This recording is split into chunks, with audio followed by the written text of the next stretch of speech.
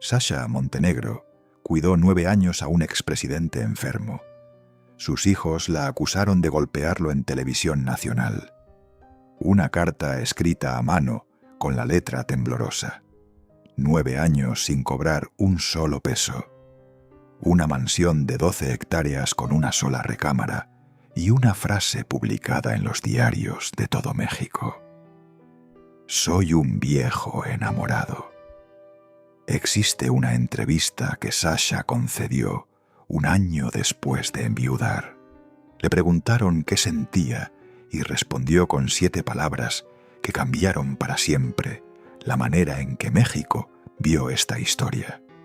Hoy vas a descubrir 3 cosas.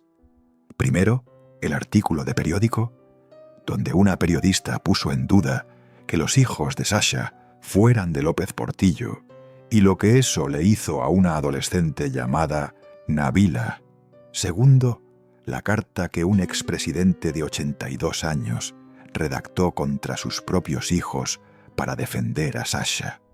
Y tercero, lo que Sasha declaró en esa entrevista y que revela algo que nadie sospechaba sobre los 30 años que pasó junto a López Portillo.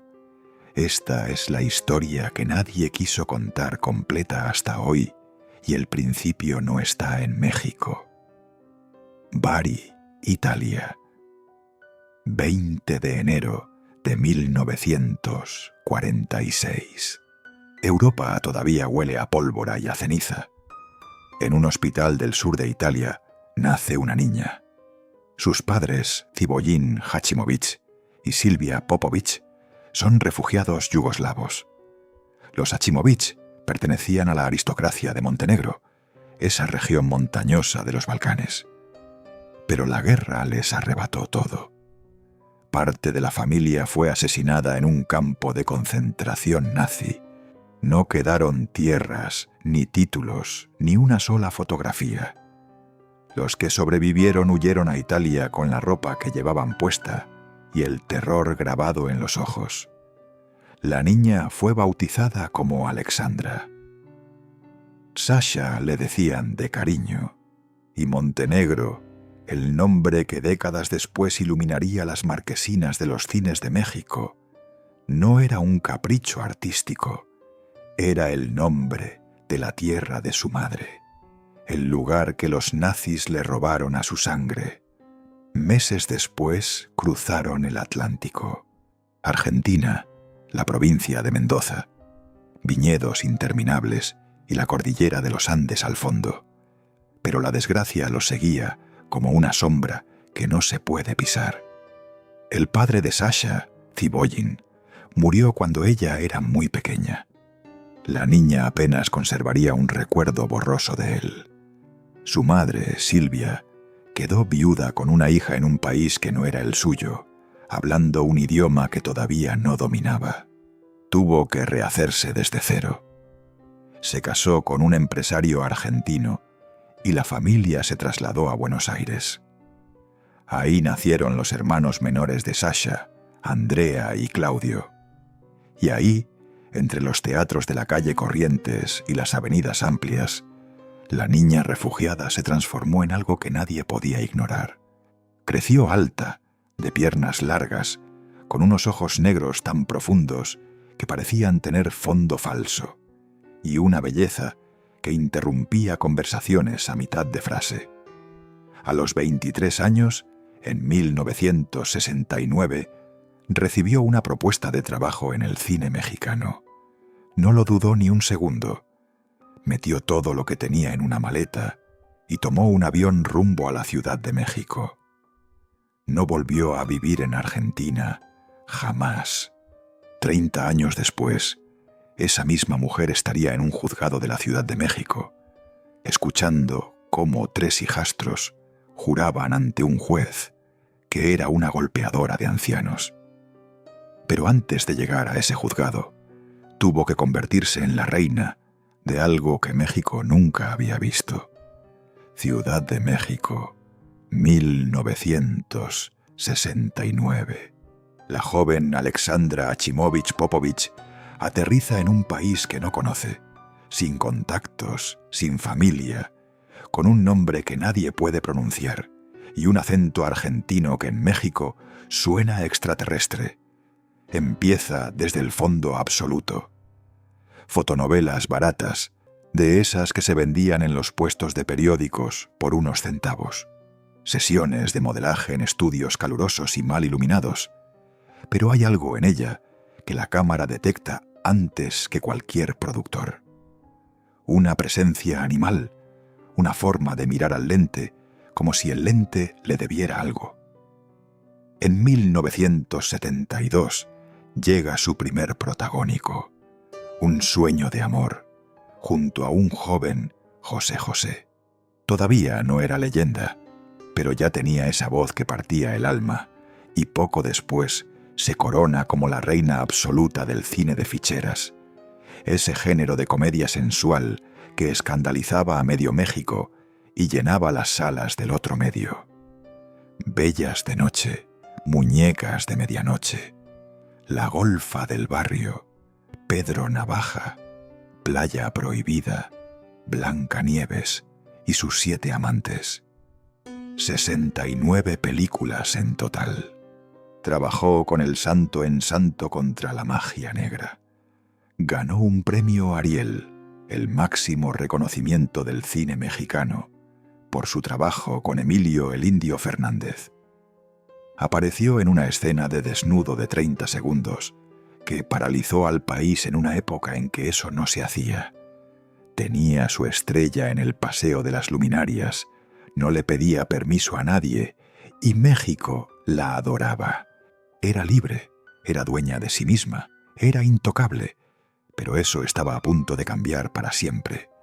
Esta era Sasha Montenegro en 1983. Pelo negro sobre los hombros, ojos oscuros, parada en un set de filmación, rodeada de humo y luces calientes, dueña de sí misma. Esa mujer estaba a punto de cruzarse con el hombre que se lo quitaría todo. Y ese hombre ya tenía una esposa, una amante y un país destrozado. José López Portillo llegó a la presidencia en 1976. Apostó la economía al petróleo, prometió administrar la abundancia y cuando los precios se desplomaron, lo perdió todo. Juró defender el peso como un perro. El peso se devaluó de 22 a más de 100 por dólar. Lloró en televisión nacional en su último informe de gobierno y mientras el país se hundía, construía 4 mansiones en un terreno de 12 hectáreas con dinero público. El pueblo lo bautizó como la Colina del Perro. Cada mansión estaba destinada a uno de sus 3 hijos con Carmen, José Ramón, Carmen Beatriz y Paulina. Esos 3 nombres son los mismos que años después intentarían destruir a Sasha. Era el hombre más odiado de México y era el hombre del que Sasha se enamoró. Estaba casado con Carmen Romano desde 1951. Pero el matrimonio era una farsa. Carmen era pianista, extravagante, viajaba con su piano de cola a las giras internacionales, se desplazaba con 11 coches de escolta. Pero lo que importa para esta historia no es Carmen, es la familia que creó. Sus hijos crecieron en Los Pinos, se casaron en bodas fastuosas. José Ramón fue subsecretario a los 26 años. López Portillo lo llamó el orgullo de mi nepotismo. Esa familia estaba acostumbrada a que todo les perteneciera, a que nadie les dijera que no. Cuando llegó Sasha, lo que sintieron no fue dolor, fue indignación. ¿Cómo se atrevía una fichera a sentarse en su mesa? Y en la familia había alguien más peligroso que Carmen, su hermana Margarita López Portillo, quien durante el sexenio había dirigido radio, televisión y cinematografía. Ese nombre, Margarita, es el que va a organizar la guerra contra Sasha. Si esto te está pareciendo tan impresionante como a mí, considera suscribirte al canal. Historias como esta merecen llegar a más gente. 1984. Sevilla, España. Semana Santa. Las calles están llenas de procesiones, cirios encendidos, cofradías en silencio. Un hombre de 62 años camina entre la multitud. Tiene la espalda todavía recta, pero los hombros caídos de alguien acostumbrado al poder que ya no tiene. Es el expresidente más odiado de México. La gente le ladra en la calle cuando lo reconoce. Y en esa calle de Sevilla, entre los pasos procesionales, escucha una voz. Sasha voltea. Es ella, pelo negro sobre los hombros, los ojos que habían hipnotizado a millones. Tiene 38 años. Está de gira con Nunca en Domingo. «¿Qué hace usted aquí?», preguntó él. «No, ¿qué hace usted aquí, señor?», respondió ella. La invitó a comer unas tapas. Empezaron a platicar y algo hizo clic. No era un hombre guapo, diría Sasha años después, pero era un señorón con mucha prestancia, con una gran personalidad, con una enorme cultura, un conquistador nato. No fue amor a primera vista, pero lo que viene ahora es la decisión que le costó todo a Sasha. Coincidieron de nuevo en Roma, la ciudad eterna, cuando Sasha concluyó su gira teatral. Ella tenía 38 años, él 62, 24 años de diferencia. Y ahí, entre los puentes sobre el Tíber y las tratorías de Trastevere, comenzaron un romance que duraría 20 años. La vedette del cine de ficheras y el expresidente al que le ladraban en la calle. La realidad es que no lo pensé, confesó Sasha años después. Me sentía muy bien con él. No lo pensó. Esa frase contiene toda la tragedia que vino después. Si lo hubiera pensado, habría medido lo que significaba unirse al hombre más despreciado de México. Habría calculado el precio, su carrera, su nombre, su tranquilidad, y habría tomado el siguiente avión de vuelta a su vida de estrella. Pero no lo pensó. Y lo que Sasha no sabía es que al elegir a ese hombre, estaba eligiendo también a su familia, y esa familia no la iba a perdonar jamás. En enero de 1985, Sasha dio a luz a Nabila. Tenía 39 años. López Portillo seguía casado con Carmen. El escándalo estalló en cada portada. La prensa la destrozó. La fichera embarazada del expresidente, titulaban. Pero lo que nadie entendió entonces y lo que pocos comprenden ahora es que Sasha sabía exactamente lo que estaba haciendo. No era una joven ingenua, deslumbrada por el poder. Tenía 39 años. Había construido una carrera desde cero. Había cruzado un océano sola a los 23. Había sobrevivido al machismo del cine mexicano sin bajar la mirada. Sabía quién era López Portillo. Sabía lo que le habían hecho a México. Sabía que la gente le ladraba en la calle y eligió quedarse, no por dinero, no por poder.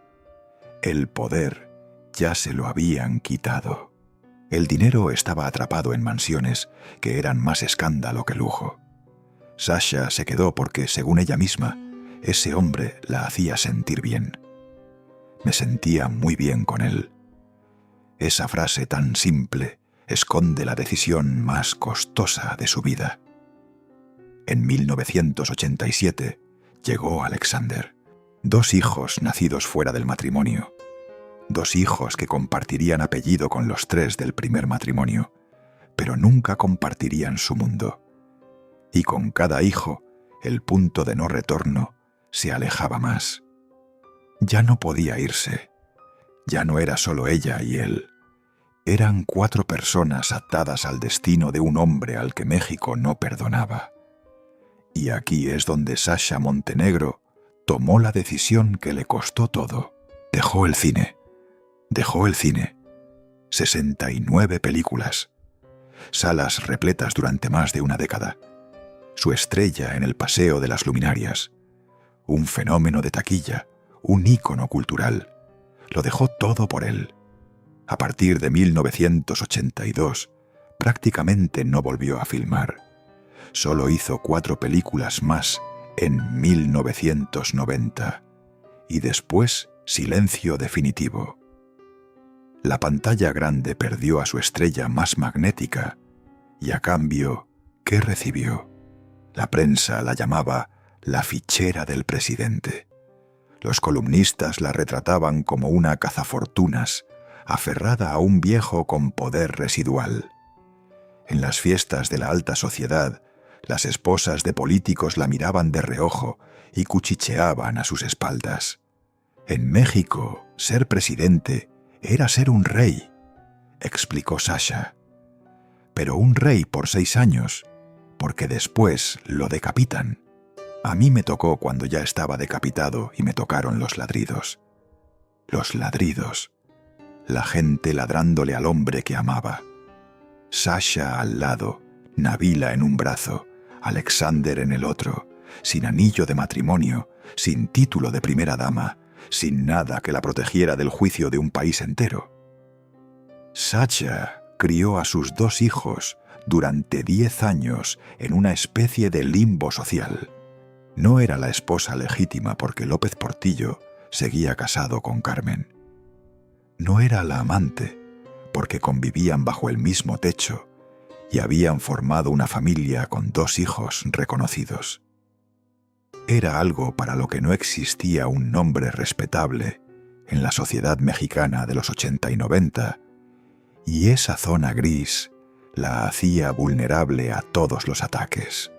No tenía protección legal, no tenía respaldo social, no tenía a nadie más que a él, y él era el hombre al que todo México odiaba. Para Nabila y Alexander, crecer en esa situación fue un calvario silencioso. Eran hijos de un expresidente, pero hijos no reconocidos por la sociedad. Llevaban un apellido que en México era sinónimo de vergüenza y corrupción. En las escuelas los niños repiten lo que escuchan en casa, y lo que se escuchaba en las casas mexicanas sobre López Portillo no era nada bueno. Nabila y Alexander crecieron sabiendo que su padre había destruido la economía de un país y que su madre era la fichera. Ningún niño debería cargar con eso, pero ellos lo cargaron y Sasha los crió sola, sin el apoyo de una familia política que la rechazaba y sin el respaldo de una sociedad que la juzgaba. El romance de Sasha con López Portillo se mantuvo en secreto incluso después del nacimiento de Nabila. El expresidente tenía miedo del escándalo. Tuvieron una separación provocada por la presión, pero se reencontraron y poco después nació Alexander. La relación era un péndulo constante entre el amor y el miedo a las consecuencias. Y cuando finalmente salió a la luz pública, la reacción fue exactamente la que Sasha temía.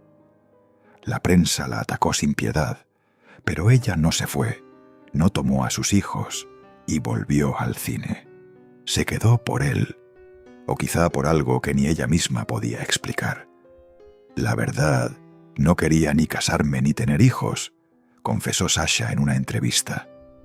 Esa frase revela más de lo que parece. La mujer que no quería ataduras terminó siendo la más atada de todas, atada a un hombre que no podía casarse con ella, atada a 2 hijos que cargaban un apellido maldito, atada a una mansión que no era suya, atada a una imagen pública que no controlaba. La mujer más libre del cine mexicano se convirtió en la más prisionera de todas. Renunciar a una carrera que te adora, a un público que te aplaude, a una independencia que te define, para irte a vivir con el hombre más despreciado de tu país. Aguantar que te llamen fichera y cazafortunas todos los días, mientras crías a 2 hijos que no entienden por qué la gente odia a su padre.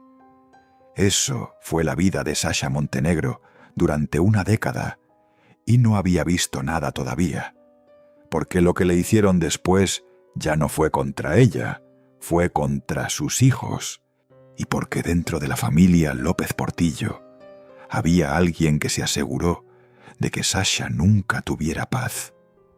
Margarita López Portillo, la hermana, la misma que había dirigido radio, televisión y cinematografía durante el sexenio, la guardiana del clan. Fue una relación muy complicada porque siempre estuvo esta familia en contra, dijo Sasha en el programa Detrás de la Fama. Margarita ha sido una mujer que siempre estuvo en contra de todas las mujeres que se aproximaran a su hermano. Margarita no se limitaba a las palabras. Según lo que Sasha relató en múltiples entrevistas, fue Margarita quien organizó la ofensiva mediática contra ella. Fue Margarita quien llamaba a los periodistas para filtrarles información sobre Sasha. Fue Margarita quien convenció a los hijos de Carmen de que Sasha era una amenaza para la herencia y que había que actuar antes de que López Portillo muriera y ella se quedara con todo. Fue Margarita quien alimentó los rumores de maltrato, sembrando la idea en los medios y esperando a que prendiera como fuego. Margarita levantaba el teléfono y un titular cambiaba. Llamaba a un director de periódico y una nota desaparecía. Durante 6 años controló la relación entre el gobierno federal y cada noticiero del país, cada director de periódico, cada productor de televisión, cada conductor de noticieros. Los conocía a todos. Sabía cómo plantar una historia. Sabía qué periodistas aceptaban filtraciones y usó esa agenda entera acumulada en 6 años de poder contra una sola persona. Sasha Montenegro. Usó contra la mujer de su hermano las mismas armas que había utilizado contra los enemigos políticos del gobierno entre 1976 y 1982. Cuando López Portillo intentó defenderla, Margarita ejecutó la jugada maestra. Declaró públicamente que su hermano estaba manipulado, que no estaba en sus cabales, que Sasha lo tenía controlado. Le arrebató la credibilidad al hombre que alguna vez fue el más poderoso de México. Le quitó la única arma que le quedaba a un viejo enfermo, su palabra. Si López Portillo decía que amaba a Sasha, Margarita aseguraba que estaba senil. Si escribía una carta, Margarita afirmaba que se la había dictado Sasha. Cada acto de defensa era neutralizado por la hermana, que supuestamente lo quería proteger. Recuerda esa carta que López Portillo publicó con la mano temblorosa. Fue su respuesta directa a Margarita, su manera de decirle al mundo: «No estoy loco, no estoy manipulado, estoy enamorado». Pero la carta viene después. Antes hay que entender qué pasó dentro de las paredes de la Colina del Perro. En 1991, después de 40 años, López Portillo se divorció de Carmen. En 1995 se casó con Sasha por lo civil. Él tenía 75, ella 49, y se mudaron a la Colina del Perro. Sasha entró en esa casa sabiendo lo que significaba. Cada mansión del complejo había sido diseñada para un hijo de Carmen, una para José Ramón, una para Carmen Beatriz, una para Paulina, una para el propio López Portillo. Sasha se mudó a un lugar que no fue construido para ella, un lugar donde cada pared, cada chimenea, cada ventana colonial había sido pensada para otra familia. Era una intrusa en una fortaleza que no la quería, y todo México lo sabía. La mansión que el pueblo pagó con sus impuestos se convirtió en el hogar de la vedette, que el pueblo amaba en las pantallas, pero despreciaba en la vida real. La ironía era devastadora. Sasha vivía en la evidencia física de la corrupción de su esposo. Cada vez que un periodista mencionaba la colina del perro, era Sasha la que cargaba con la vergüenza. Sasha describió la colina después. Era una verdadera porquería, un cascarón enorme. Decía a la gente que tenía baños de lapislázuli y llaves de oro. Eso no es cierto. Las cortinas estaban podridas. Yo construí la casa porque tenía una sola recámara y una gran biblioteca. Una sola recámara en una mansión de miles de metros cuadrados. Un solo cuarto para dormir. López Portillo había construido una biblioteca de 3 pisos con 30.000 libros, gimnasio y alberca, pero solo una habitación.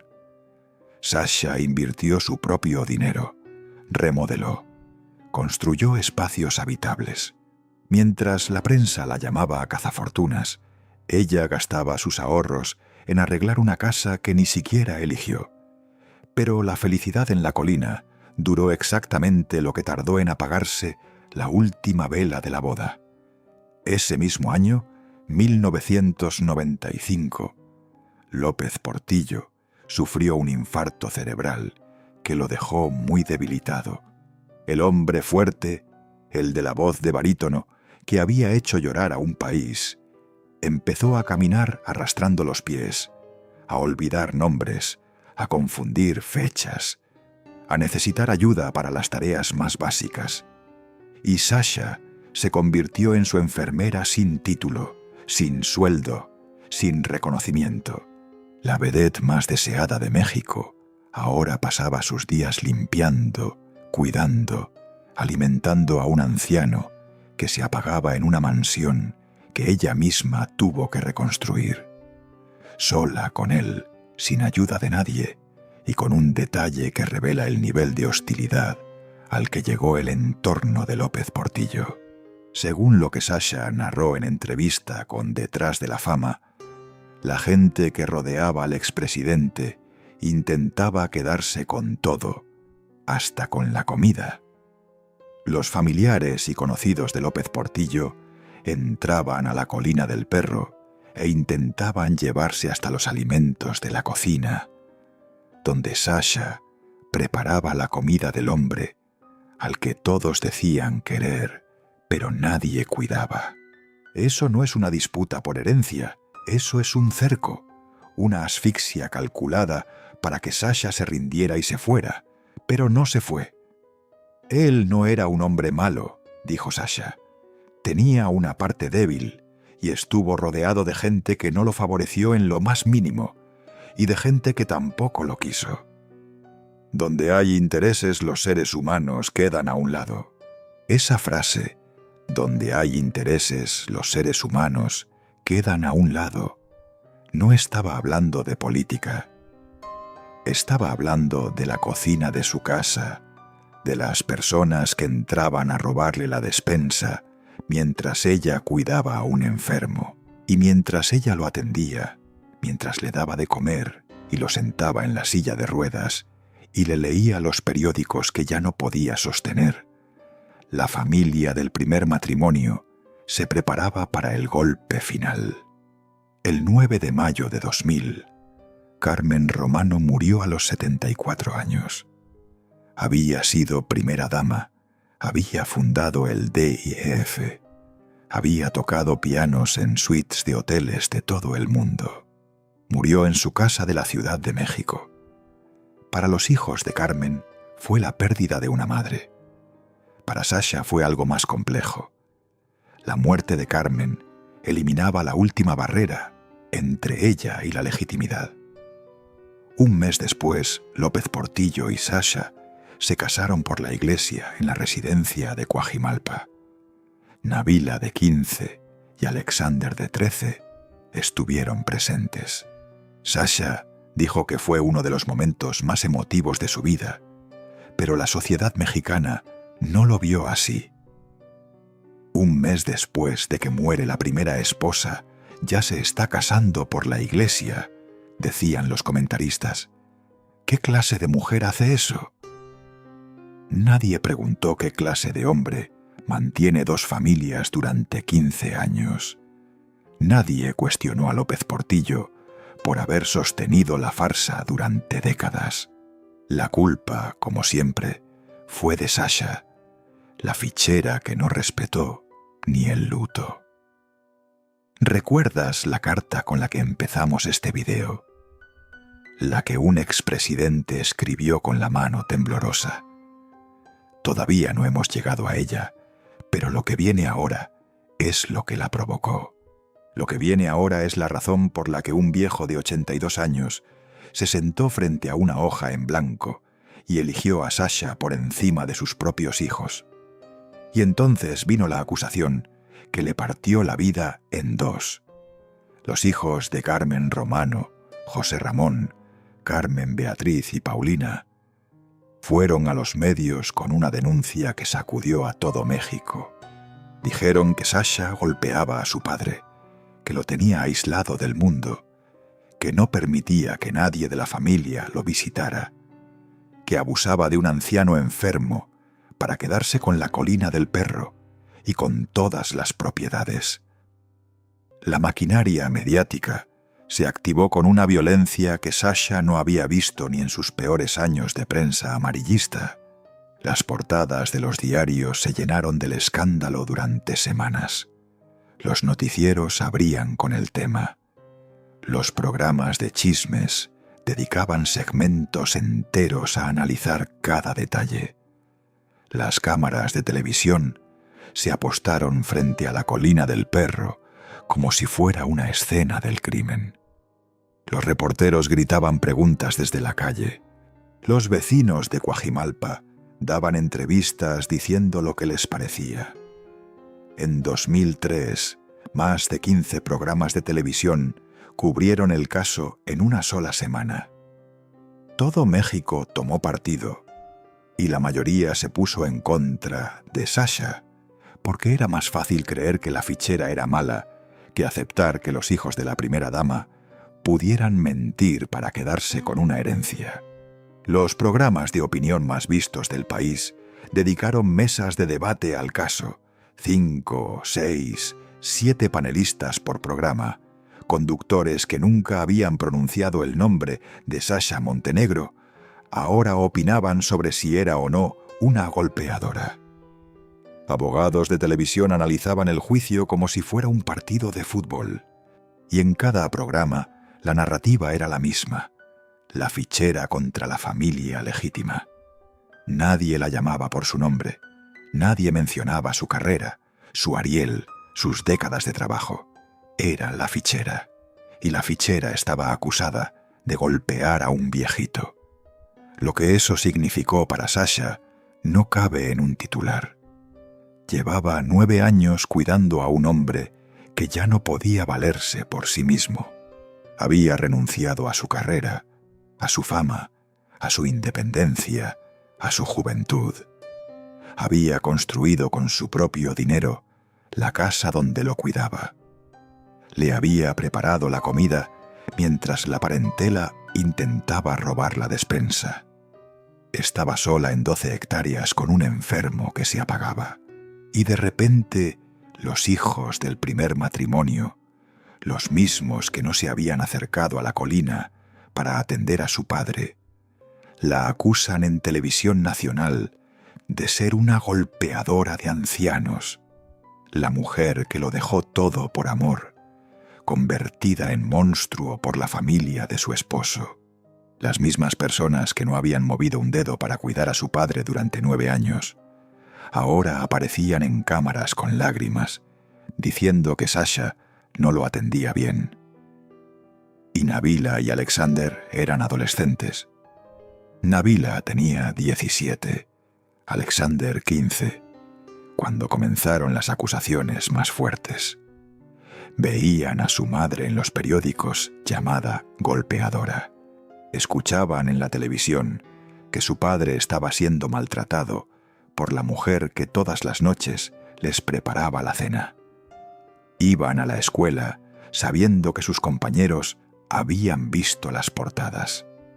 Esos 2 niños que ya cargaban con el peso de ser hijos ilegítimos de un expresidente odiado, ahora cargaban también con la acusación de que su madre era una criminal. Sasha respondió que era un complot, que los hijos de Carmen querían la herencia completa, que habían inventado las acusaciones para separarla de López Portillo y dejar a Nabila y Alexander sin nada. Donde hay intereses, repitió, los seres humanos quedan a un lado. Y aclaró algo que la prensa nunca quiso reportar. Lo hicieron porque querían recuperar la colina del perro que José me había donado en vida. La colina no era herencia, era una donación. López Portillo se la había entregado en vida con escrituras, de forma legal. La familia no defendía los derechos de un enfermo, peleaba una propiedad que ya no era de ellos. La familia inició un juicio de divorcio contra Sasha.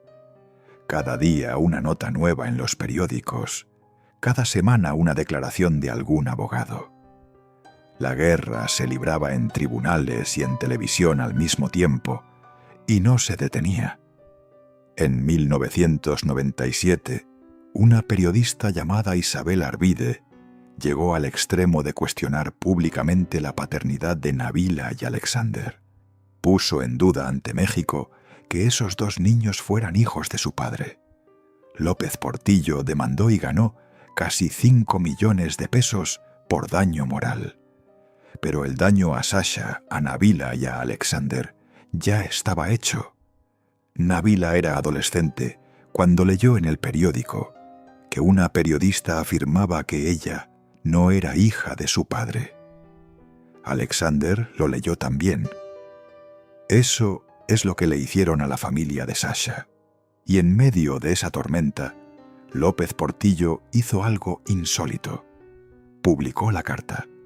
A los 82 años, enfermo, con la mano temblorosa, la misma que alguna vez golpeó un podio presidencial frente a millones de personas, escribió una carta abierta y la publicó en los diarios nacionales. Un expresidente defendiendo a su esposa contra sus propios hijos en público, con nombre y firma.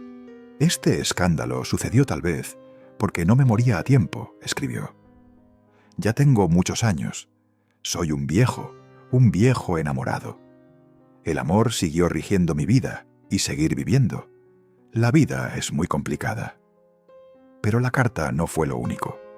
López Portillo aceptó sentarse frente a las cámaras en el programa Detrás de la Fama. Y ahí, en televisión nacional, el expresidente que alguna vez fue el hombre más poderoso de México, dijo algo que dejó helados a los presentadores. Calificó lo que le estaban haciendo a Sasha como un escándalo de proporciones nacionales. Proporciones nacionales. Un expresidente admitiendo que la guerra contra su propia esposa había alcanzado una dimensión que ya no podía controlar. Tal vez no me moría a tiempo, repitió frente a las cámaras.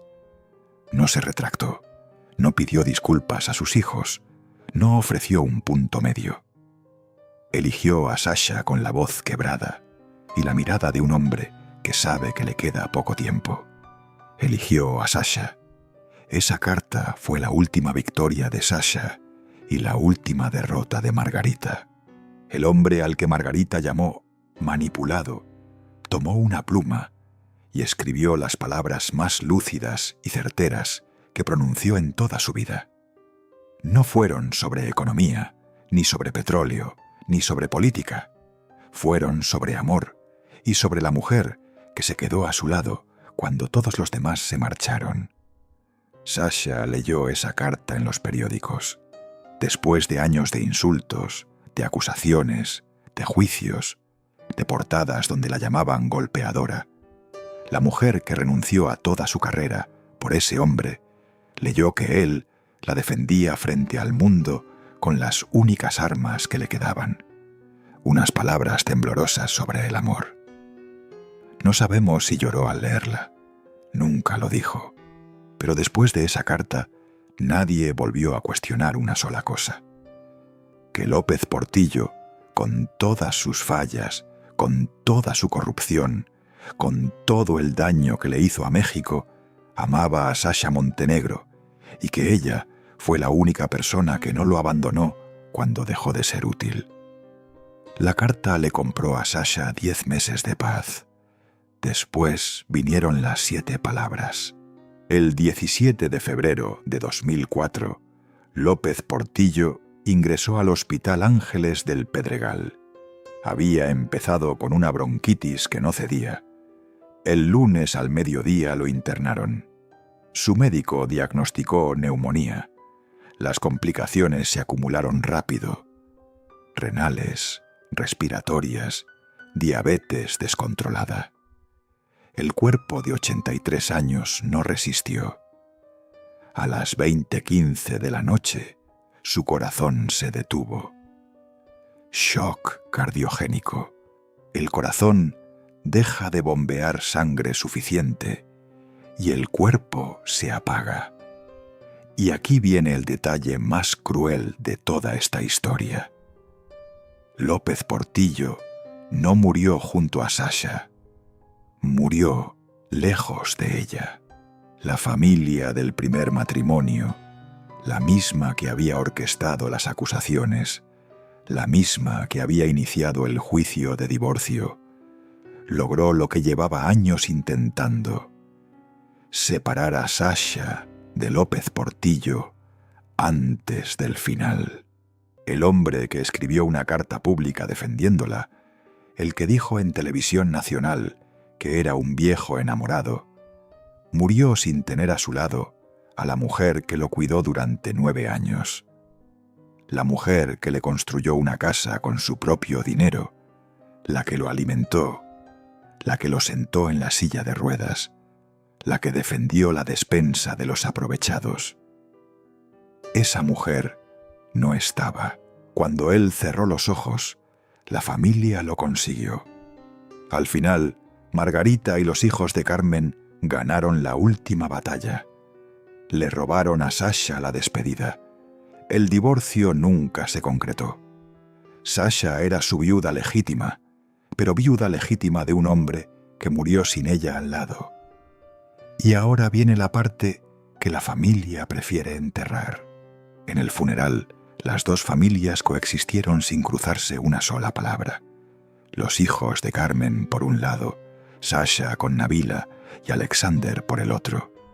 Dos mundos que compartían un muerto, pero no un solo sentimiento en común. Las cámaras captaron a Sasha en el velatorio. El pelo recogido, el rostro serio, los ojos secos pero hundidos, vestida de negro de la cabeza a los pies. La vedette que alguna vez paralizó a México con un desnudo de 30 segundos. Ahora era una viuda de 58 años, rodeada de abogados y enemigos.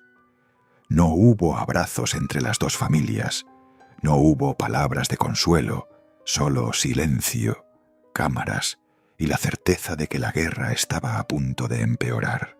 Lamento informarles que a las 8:15 de la noche, mi padre se fue en paz con su conciencia, dijo Carmen Beatriz ante la prensa. No mencionó a Sasha, no la nombró, como si no existiera, como si los últimos 9 años de cuidados, de enfermería, de amor en una mansión con cortinas podridas no hubieran ocurrido. La paz duró lo que tardó en abrirse el testamento. Lo que siguió fue una guerra legal que se extendió durante años y que llenó páginas de periódicos. 3 hijos de Carmen contra 2 hijos de Sasha. 5 hermanos que compartían apellido, pero nada más. José Ramón, el orgullo del nepotismo, que había sido subsecretario a los 26 años y que para entonces ya arrastraba su propia cadena de polémicas. Carmen Beatriz, la cara pública del primer bando ante los medios, la que hablaba con los periodistas y jamás mencionaba a Sasha por su nombre. Paulina, la menor, la que había intentado una carrera musical que no prosperó. Del otro lado, Nabila, una joven de 19 años que acababa de perder a su padre y que se había criado sabiendo que la mitad de la familia la consideraba una intrusa. Y Alexander, de 17, que de un día para otro tuvo que dejar de ser adolescente. La colina del Perro se partió en dos. 12 hectáreas divididas como un país después de una guerra civil. Una mitad para los hijos de Carmen, otra para Nabila y Alexander. Las mansiones fueron pensadas para José Ramón, Carmen Beatriz y Paulina. Ahora tenían que repartirse con los 2 hijos que vinieron después, los que no estaban en el plan original. Eso es lo que la primera familia nunca aceptó, que la colina del Perro, su herencia, se dividiera con los hijos de la fichera. Las negociaciones duraron años. Cada metro cuadrado se peleó. Cada objeto se contabilizó. Los abogados cobraron fortunas que los hijos no tenían. Sasha ganó los juicios principales. No encontraron pruebas de maltrato. Los magistrados fallaron a su favor en 3 instancias, incluyendo un juicio a nivel federal. Lo hicieron porque querían recuperar la colina del Perro que José me había donado en vida, explicó Sasha en el programa Detrás de la Fama. Después de perder 2 instancias, yo gané un último juicio a nivel federal. 3 veces peleó, 3 veces ganó, pero ella no celebró. Se sentó frente a las cámaras con los ojos cansados, las manos quietas sobre el regazo, y dijo: «Yo nunca supe cuáles eran sus bienes. A la fecha tampoco sé. No nos dejó nada de dinero. Lo que sí nos dejó fue una cantidad de problemas y juicios terribles. Y los juicios no terminaron con la muerte de López Portillo. Continuaron contra Nabila, contra Alexander. La primera familia siguió litigando en tribunales contra los hijos de Sasha durante años después de que el padre de todos ya estaba bajo tierra. Nabila tenía 19 años cuando empezó la guerra legal. Cuando terminó tenía casi 30. Una década de su vida adulta joven consumida por abogados, tribunales y audiencias. Alexander perdió toda su adolescencia y los primeros años de su vida adulta en el mismo pantano. Mientras otros jóvenes de su edad estudiaban, viajaban, se enamoraban, los hijos de Sasha iban a juzgados a pelear por una casa que ya no quería nadie. «Me retiré de la carrera de actriz», dijo Sasha en Detrás de la Fama. «Intenté vivir tranquila con mi esposo y durante ese tiempo lo cuidé. El pueblo de México ya ni se acordaba de él y mira cómo dejó a mis hijos. El pueblo de México ya ni se acordaba de él. Esa frase es un cuchillo. López Portillo fue tan odiado que al final ni siquiera lo odiaban. Lo olvidaron y los únicos que siguieron peleando por su nombre fueron los hijos que se disputaban los restos de su herencia».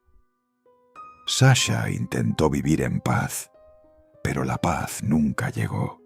Todavía le quedaban charcos sucios por saltar. «Quiero vivir en paz», le dijo con una voz que sonaba más a súplica que a declaración. «Todavía me falta saltar unos charcos sucios, que son las demandas que le pusieron a Nabila y Alex. Las demandas que le pusieron a Nabila y Alex, no a ella, a sus hijos. La guerra ya no era contra Sasha, era contra los niños que Sasha crió sola durante 10 años, los que crecieron con un apellido maldito, los que vieron a su madre acusada en televisión, los que leyeron en los periódicos que alguien dudaba de quién era su padre. Y ahora, además de todo eso, tenían demandas judiciales con su nombre. Y la familia López Portillo Romano no se detuvo ni con la muerte del padre, ni con la victoria de Sasha.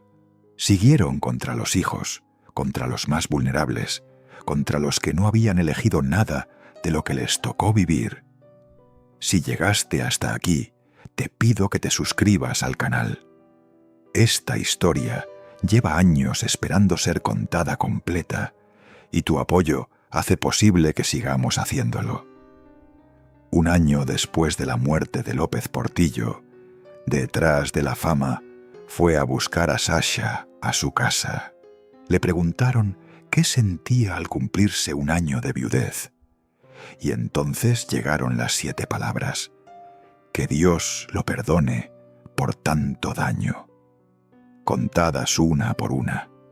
7 palabras en las que cabe todo lo que le hicieron durante 30 años. 7 palabras que ningún periódico puso en su portada. La mujer que lo cuidó durante 9 años, que lo defendió contra su propia familia, que renunció a toda una carrera cinematográfica por él, que nunca dijo públicamente que se arrepentía. Esa mujer no lo perdonó. Le dejó esa tarea a Dios y añadió algo más. Si tuviera que contestar toda la verdad, no alcanzarían las páginas. Hay una historia dentro de esta historia que Sasha se llevó a la tumba, algo que nunca contó. Lo que sabemos ya duele. Lo que no sabemos, según sus propias palabras, es peor y nunca lo sabremos. No alcanzarían las páginas. Sasha concedió entrevistas durante 40 años. Habló con periodistas y conductores de los programas más vistos del país. 40 años frente a micrófonos y cámaras, miles de preguntas contestadas, cientos de confesiones parciales, y según ella misma, todo eso no era ni la mitad. Lo que Sasha dijo en público es lo que el público podía soportar. Lo que no dijo, lo que se llevó a la casa de Cuernavaca y después a la tumba, era peor. Peor que las acusaciones de golpeadora, peor que la periodista que dudó de la paternidad de sus hijos, peor que haberlo cuidado 9 años sin cobrar un peso y que la echaran de su lecho de muerte. Algo peor que todo eso existe en esta historia, y murió con Sasha el 14 de febrero de 2024 en una habitación de Cuernavaca. Nadie lo va a saber, ni Nabila, ni Alexander, ni el próximo periodista que quiera escribir un libro sobre el cine de ficheras. Sasha decidió que esa parte de la historia no era para México, era solo para ella, y se la llevó. Le asignaron una pensión de viuda, 1.688.000 pesos al año. Cuando la cifra se hizo pública en julio de 2022, México se indignó. Las redes sociales se llenaron de ataques contra ella. 18 años después de la muerte de López Portillo, Sasha seguía pagando el precio de haberlo amado. Le quitaron la pensión. La mujer que renunció a su carrera entera, a su fama, a su vida para cuidar a un anciano enfermo durante 9 años, se quedó sin la única compensación económica que el Estado le había otorgado. 30 años de sacrificio, 0 reconocimiento. Los restos de López Portillo descansan en el cementerio militar de la Ciudad de México, no en un mausoleo, no en un monumento, en un cementerio militar como un funcionario más. El hombre que vivió como emperador fue enterrado como burócrata. La colina del perro ya no existe. Lo que fue de los hijos de Carmen es hoy un fraccionamiento de lujo llamado La Toscana. 50 casas de $6 millones cada una. Lo que fue de los hijos de Sasha se convirtió en una torre de departamentos de 34 pisos. Antes de demolerla, en 2007, Sasha había comenzado a rentar parte de la propiedad como set de telenovelas. Halcón los Guapos de Televisa y Estado de Gracia de Canal 11 se filmaron ahí. La mansión donde Sasha cuidó a un enfermo durante 9 años se llenó de actores de televisión fingiendo dramas ajenos en las mismas habitaciones donde ella vivió el suyo. Las mismas habitaciones donde Sasha vivió su tragedia real sirvieron de escenografía para tragedias ficticias. En 2018, demolieron lo último que quedaba de la Colina del Perro. La biblioteca, los 30.000 libros, las chimeneas, los muros. Todo lo que López Portillo construyó con dinero público fue vendido, demolido y borrado del mapa. De aquellas 12 hectáreas que un día fueron símbolo de la corrupción presidencial, hoy no queda ni una sola piedra original. La sombra más oscura cayó sobre Alexander. En 2014, 10 años después de la muerte de su padre, fue detenido en Guaymas, Sonora, a medianoche por conducir ebrio. Lo metieron en una celda 8 horas, fianza 3.000 pesos. No fue la primera vez. Meses antes ya lo habían sancionado por lo mismo. En esa ocasión, Sasha tuvo que interceder personalmente. La reina del cine de ficheras, a los 68 años, sacando a su hijo de una celda en un pueblo de Sonora. Así terminó la dinastía López Portillo del lado de Sasha. No en tribunales de la Ciudad de México, peleando herencias millonarias, sino en un juzgado menor de Guaymas, pagando una fianza de 3.000 pesos. Sasha había dicho años antes sobre sus hijos que lo único que quería era que tuvieran una vida tranquila, sin cámaras, sin jueces, sin apellido maldito. Una vida que ella nunca tuvo. Pero el apellido López Portillo no deja de ser lo que es. Alexander lo aprendió en una celda de Guaymas. Nabila lo aprendió cuando leyó en un periódico que alguien dudaba de quién era su padre. Los dos pasaron la adolescencia pidiéndole a la vida que los olvidara, y la vida no los olvidó. Ese apellido arrastra una economía rota, arrastra una década de juicios, arrastra a una madre convertida en monstruo de tabloide, arrastra a un padre al que le ladraban en la calle. Los hijos de Sasha no eligieron nada de eso. Lo heredaron y les tocó cargarlo. Por eso, cuando Alexander salió de esa celda a las 8 horas con una fianza de 3.000 pesos, Sasha no lo regañó. Lo recogió en silencio porque ella sabía exactamente lo que pesa ese apellido. Llevaba 30 años cargándolo también. Y los hijos de Carmen, José Ramón López Portillo, Romano, el orgullo del nepotismo, el que fue subsecretario a los 26 años, desapareció del ojo público después de la pelea por la herencia. Carmen Beatriz, la que habló ante la prensa el día de la muerte de su padre, sin mencionar a Sasha por su nombre, se retiró a una vida privada de la que nunca volvió a salir. Paulina, la menor, la que soñó con ser cantante y grabó un disco con la Filarmónica por órdenes de su madre, tampoco volvió a dar señales. Y Margarita López Portillo, la hermana, la guardiana del clan, la mujer que usó sus contactos en los medios para destruir a Sasha, murió sin que la prensa le dedicara ni la 10ª parte de los titulares que le dedicó a la vedette que tanto combatió. La ironía final. La mujer que Margarita intentó borrar de la historia terminó siendo más recordada que ella. Sasha se retiró a Cuernavaca, la ciudad de la eterna primavera, lejos del ruido de la capital, lejos de las cámaras, lejos de los tribunales, lejos de la Colina del Perro que ya no existía. Vivía en silencio, viajaba poco, decía que tenía pequeños negocios que le daban para vivir modestamente. Cuando detrás de la fama la visitó, encontraron a una mujer que ya no quería hablar del pasado. Escarbar en el pasado no es bueno, dijo Sasha. Si tengo algo que recordar de él, solo trato de emular lo bueno, que fue un hombre culto, que lo amé, que fue atractivo, que la pasamos bien juntos como pareja. Y bueno, él también me amó.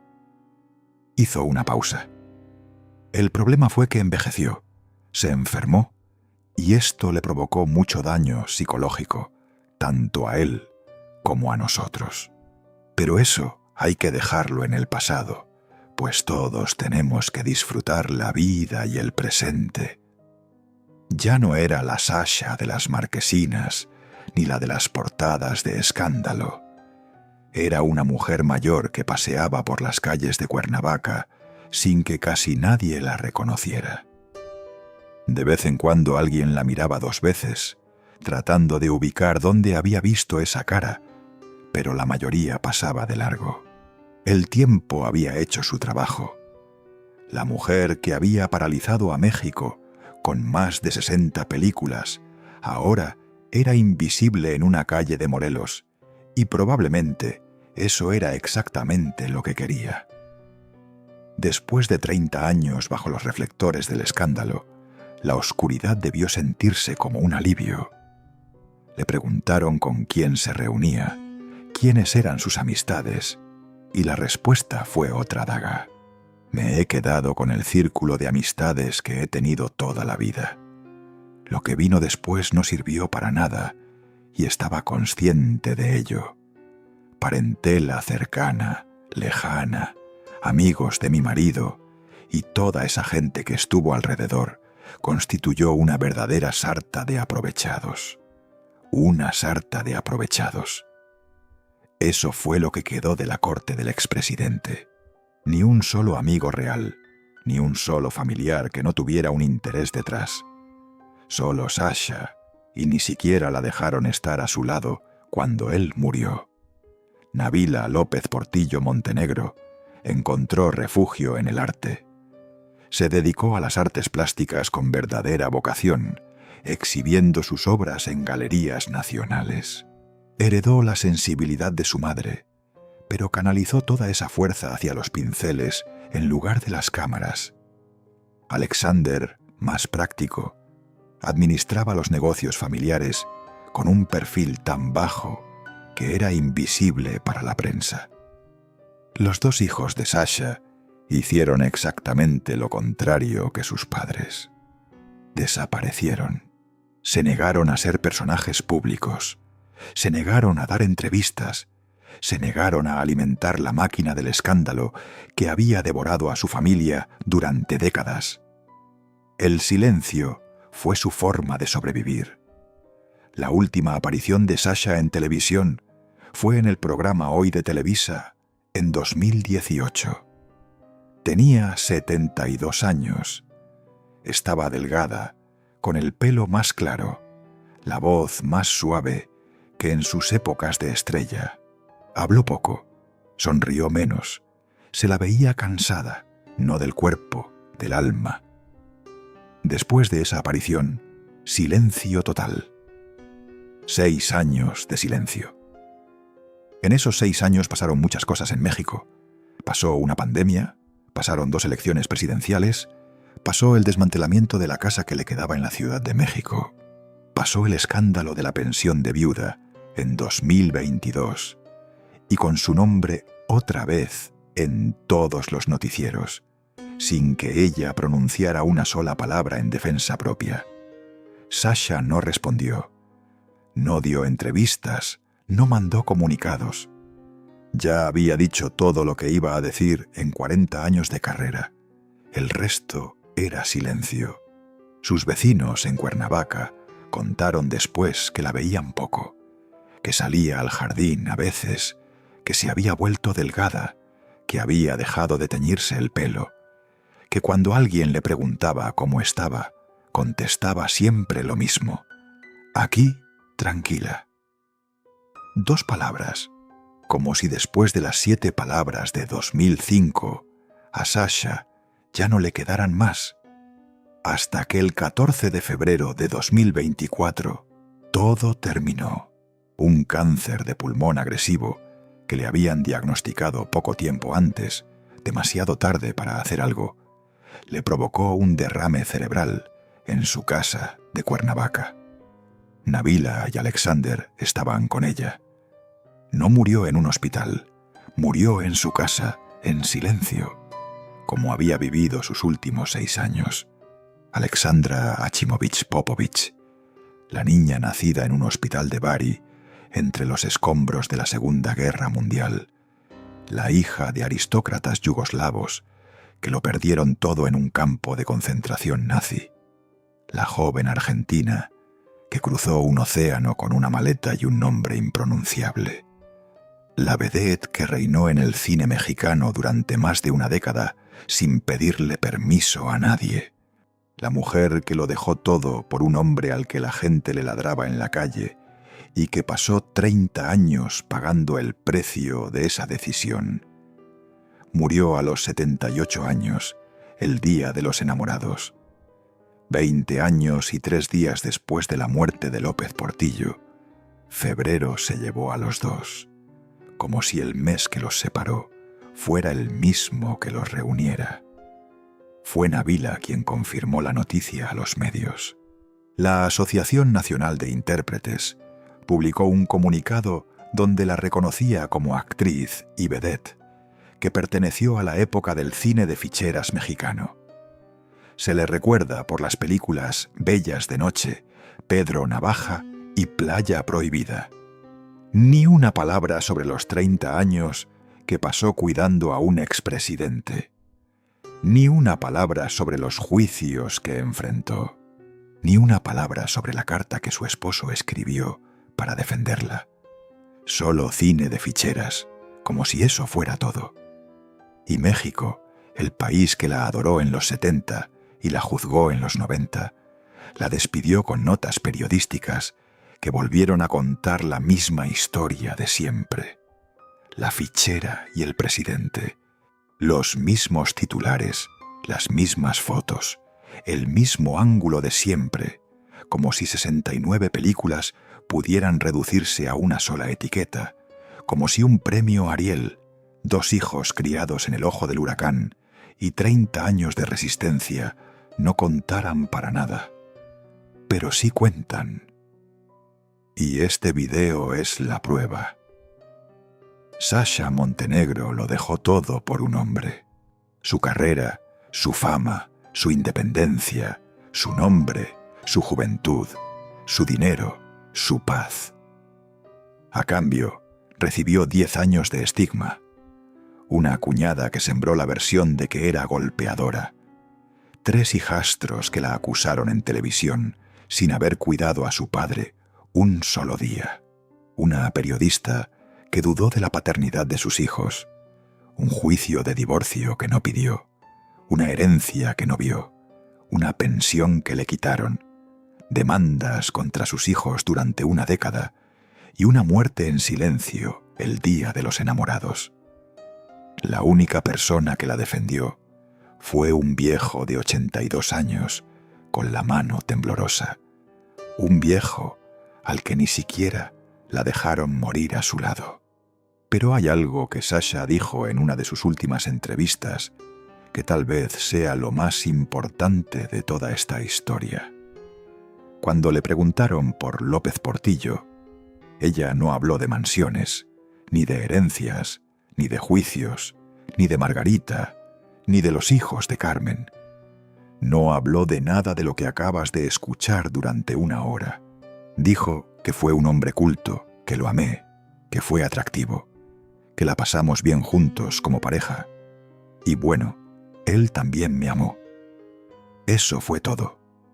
Después de 30 años de destrucción, de ataques, de tribunales, de haber perdido su carrera y su nombre y su dinero, y hasta la despedida de su marido, Sasha Montenegro siempre eligió y siempre pagó el precio en silencio.